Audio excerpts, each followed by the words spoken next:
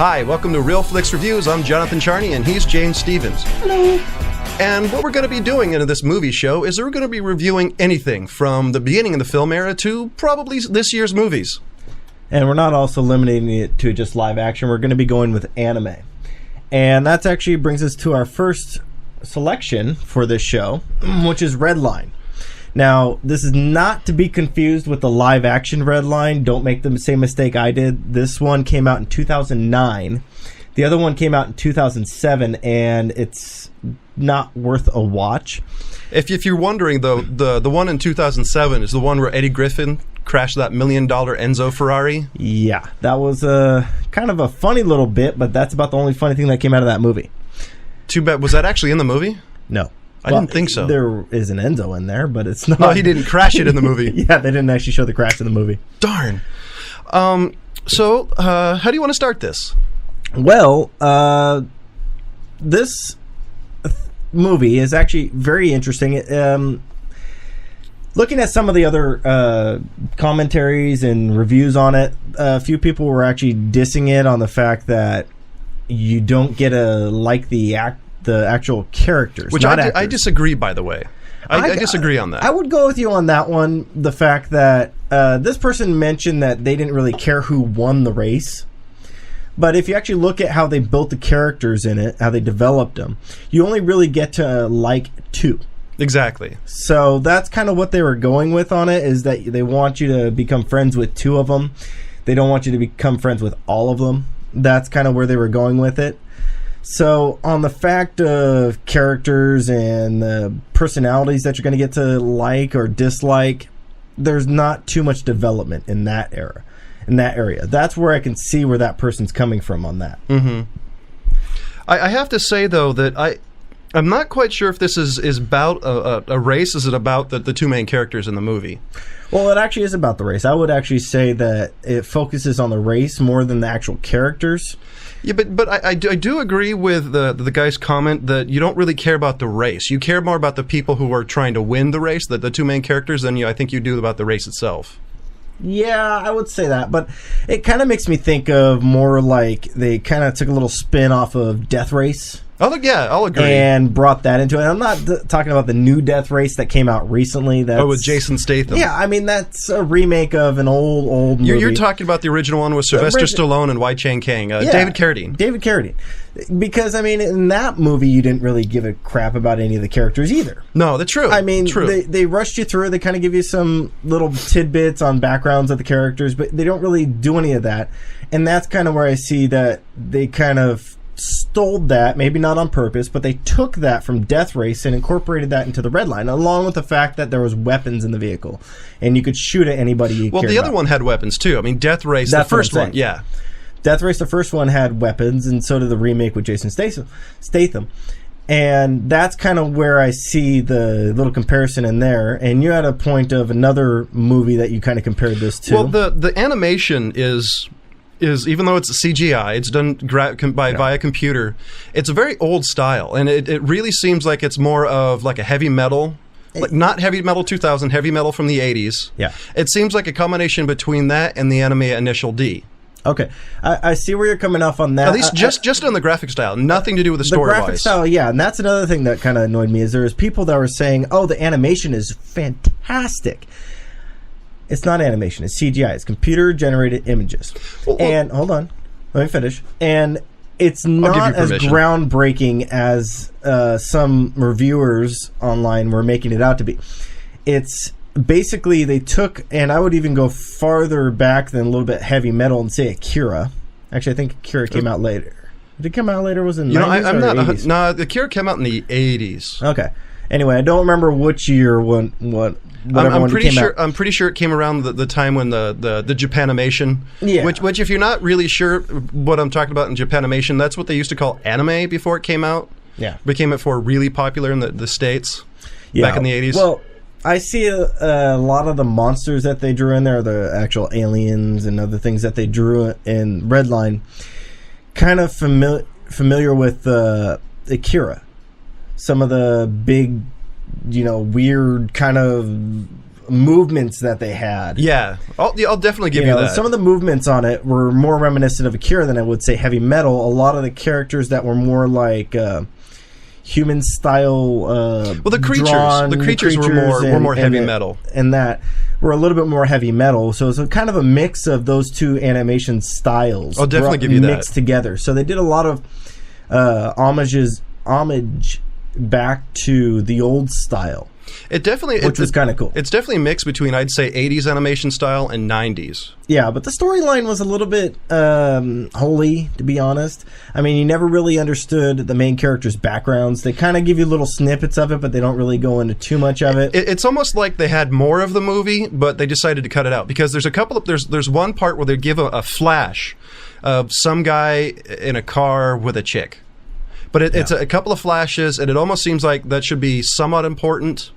I mean, my guess is what it's doing is it's showing like this is a dream, that this is what he aspired to be, or this is somebody he saw he wanted to be. Yeah, I was gonna say that would seem like a little bit more of his little inspiration story thing where he's staring at this racer that he has. You have no idea who this person is, but he keeps staring at him like this was a big influence in his life, maybe like a father figure or something like that, and you're like, well, okay, you can go away with that. But they don't really... I wish they gave a little bit more of that, because I think if they expounded a little bit more on the back end of the story, I think it would help some people care a little bit more. Yeah, well, my thing is this seemed like a little bit more of like an OVA storyline than an actual anime movie. No, I'll agree. I think it has the more OVA style than it does. And what we mean by OVA, if you aren't familiar with that, is we're discussing like what an OVA is. It's a movie that's placed in usually at the end of an anime series, just kind of giving you a recap of kind of everything that's going on, cutting it down into an hour or something instead of having about like 30-minute episodes. There has been a few. There are a few examples of that it came out before. The Shadow Skill OVA came out before the series. I'm pretty sure the Record of the Lotus War OVA came out before the series. Sometimes I think they use it to see if there's any interest in it before they put out the money of doing a full-fledged series. Yeah. But generally what it does is it takes little parts of each one and condenses it and gives you an idea of what it's going to be. It can take what it was. Multiple episode series into an hour, 2 hour, 30-minute segment. Yeah. Basically, that's what the OVA is. Exactly. Except for the fact the Rurouni Kenshin OVAs were broken up into 3 sections. Well, the series is so long. I mean, you don't really have a choice. You say long. It was only 95 episodes. Something like that. About 95 episodes. I mean, it's not like Naruto that's on like 500. Bleach or Naruto, I mean, it's like... Yeah. How many OVAs would that take to kind of condense those? A lot. But, I don't think they're going to do that, though. But it's just, I think it's hard to take a 95-episode series and combine it into 2 hours. Because you're ruining so much of the story and the richness of the backgrounds and the characters they give you that I don't think it would be possible to do it in a 2-hour segment. So you're thinking Redline might become a series on its own, or you think it's done with just this movie? I mean, it came out 3 years ago now. Part of me, it's 2009, and it does have a 7.3 out of 10 IMDb rating, which isn't the best, but for IMDb, it's actually pretty good. Well, like I always say, is IMDb, their rating system, I understand it. They supposedly use a little equation based on so many people and it's an comments. It's all in this algorithm that they come out with this rating.